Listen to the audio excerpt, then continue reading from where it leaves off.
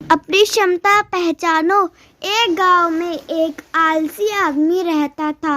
वह कुछ काम धाम नहीं करता था, बस दिन भर निठल्ला बैठकर सोचता रहता कि किसी तरह कुछ खाने को मिल जाए। एक दिन वो यूं ही घूमते घूमते आम के एक बाग में पहुंच गया। वहाँ रसीले आमों से लदे हुए कई पेड़ थे।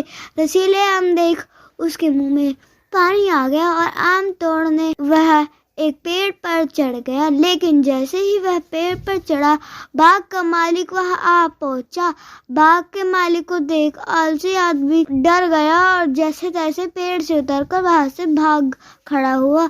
भागते भागते वह गांव में बाहर स्थित जंगल में जहाँ पहुंचा, वह बुरी तरह से थक गया, इसलिए एक पेड़ के नीचे बैठकर सुस्ताने लगा। तभी उसकी नजर एक लोमड़ी पर पड़ी। उस लोमड़ी की एक टांग टूटी हुई थी और वह लंगड़ा कर चल रही थी। लोमड़ी को देख आलसी आदमी सोचने लगा कि ऐसी हालत में भी इस जंगली जानवर से भरे जंगल में ये लोमड़ी बच कैसे गई, इसका अब तक शिकार कैसे नहीं हुआ। जिज्ञासा में वह एक पेड़ पर चढ़ गया और वह बैठकर देखने लगा कि अब इस लोमड़ी के साथ आगे क्या होगा। कुछ ही पल बीते थे कि पूरे जंगल में शेर की भयंकर दहाड़ से गूंज उठा। जैसे सुनकर सारे जानवर डर कर भागने लगे, लेकिन लोमड़ी अपनी टूटी टांग से नहीं भाग सकती थी।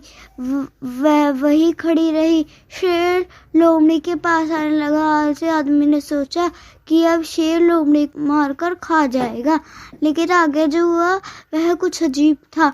शेर लोमड़ी के पास पहुंचकर खड़ा हो गया।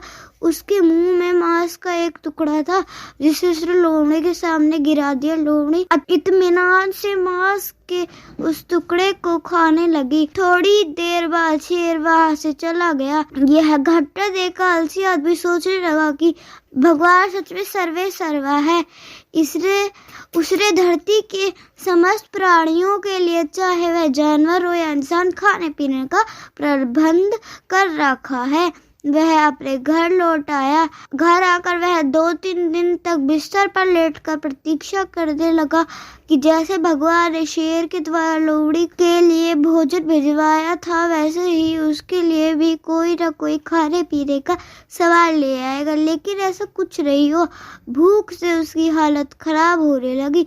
आखिरकार उसे घर से बाहर निकलना ही पड़ा। घर के बाहर उसे एक पेड़ के नीचे बैठे हुए बाबा दिखाई पड़े। वह उनके पास गया और जंगल का सारा वृत्तांत सुनते हुए वह बोला, बाबा जी, भगवान मेरे साथ ऐसा क्यों कर रहे हैं? उनके पास जानवरों के लिए भोजन का प्रबंध है, लेकिन इंसानों के लिए नहीं। बाबा जी ने उत्तर दिया, बेटा ऐसी बात नहीं है, भगवान के पास सारे प्रबंध है, दूसरों की तरह तुम्हारे लिए भी। लेकिन बात यह है कि वो तुम्हें लोमड़ी नहीं शेर बनाना चाहते हैं। सीख, हम सबके भीतर क्षमताओं का असीम भंडार है, बस अपनी अज्ञानतावश हम उन्हें पहचान नहीं पाते। स्वयं को कमजोर समझकर दूसरों की सहायता की प्रतीक्षा करते रहते हैं। स्वयं की क्षमता पहचानिए, दूसरों की सहायता की प्रतीक्षा मत कीजिए। इतने सक्षम बनिए कि आप दूसरों की सहायता कर सके। आशा करती हूँ कि आपको ये कहानी पसंद आई होगी। अगर पसंद आए तो चैनल को लाइक करें, शेयर करें एंड सब्सक्राइब करें और अपनी राय कमेंट सेक्शन में जरूर लिखें। धन्यवाद।